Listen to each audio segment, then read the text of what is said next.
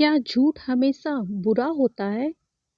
It is always a sin to tell a lie. It is always a sin to tell a lie. वह डब्बा इस वाले से बड़ा है. That box is bigger than this one. That box is bigger than this one. वह 10 भाषाएं बोलना जानता है. He is able to speak 10 languages. He is able to speak 10 languages. उसकी गरीबी का मजाक मत उड़ाओ. Don't mock his poverty. Don't mock his poverty. मुझे लगता है कि तुम गलत हो. जैसे जब कोई कुछ गलत बात बोलता है तो आपको ये महसूस होता है वह गलत बोल रहा है, तो आप उसे इंग्लिश में इस प्रकार कह सकते हैं, It seems to me that you are wrong. It seems to me that you are wrong. अगला सेंटेंस है, मेरे घर के पीछे एक बगीचा है. There is a garden behind my house. There is a garden behind my house. तुम कितने भुलक्कड़ हो. How forgetful you are. How forgetful you are. ज़्यादा मत सोचो. Don't overthink.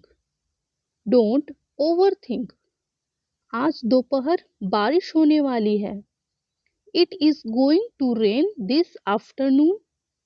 It is going to rain this afternoon. उसको वाक्य समझ में नहीं आया. जब किसी को कोई वाक्य समझाते हैं और वह से समझ में नहीं आता है तो उसे बोलते हैं उसे वाक्य समझ में नहीं आया. तो इसे इंग्लिश में हम लोग बोलेंगे He couldn't understand the sentence. He couldn't understand the sentence. मेरी आंखों पर पट्टी बांधो. Blindfold me. Blindfold me. मेरा सपना सच हो गया. My dream came true. My dream came true. तुम्हारी मेहनत रंग लाई. Your hard work paid off. Your hard work paid off. उसके हिसाब से वह नहीं आ रही.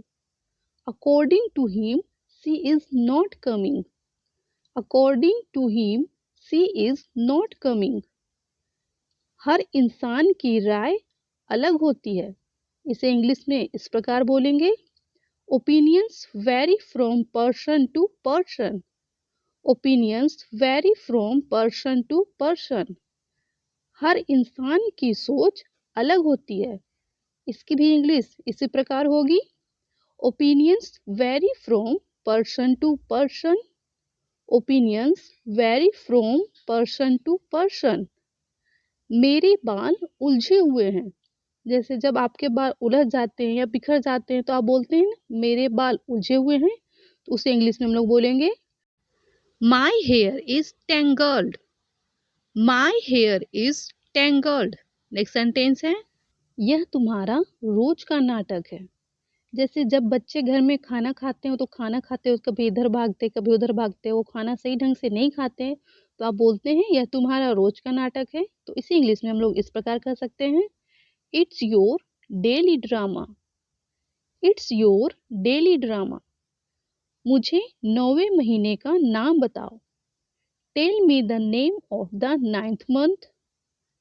Tell me the name of the 9th month. अगला सेंटेंस है, हम उसके घर के सामने मिलेंगे. We are to meet in front of his house. We are to meet in front of his house. यह दवाई दर्द को दूर कर देगी. This medicine will take the pain away. This medicine will take the pain away. Next sentence देखेंगे, यह तकदीर का फेर है. It's a twist of fate. It's a twist of fate. बच्चा बहुत देर से रो रहा था. जिससे कई बच्चे कभी बहुत देर से कंटिन्यू लगातार रोते हैं तो हम बोलते हैं कि बच्चा बहुत देर से रो रहा है.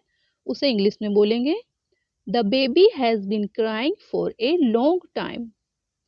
The baby has been crying for a long time. दो भाई एक साथ सफर पर निकले.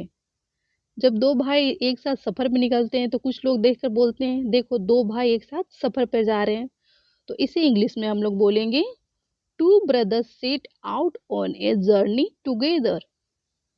Two brothers set out on a journey together. Next sentence है बड़े बड़े छांट लो।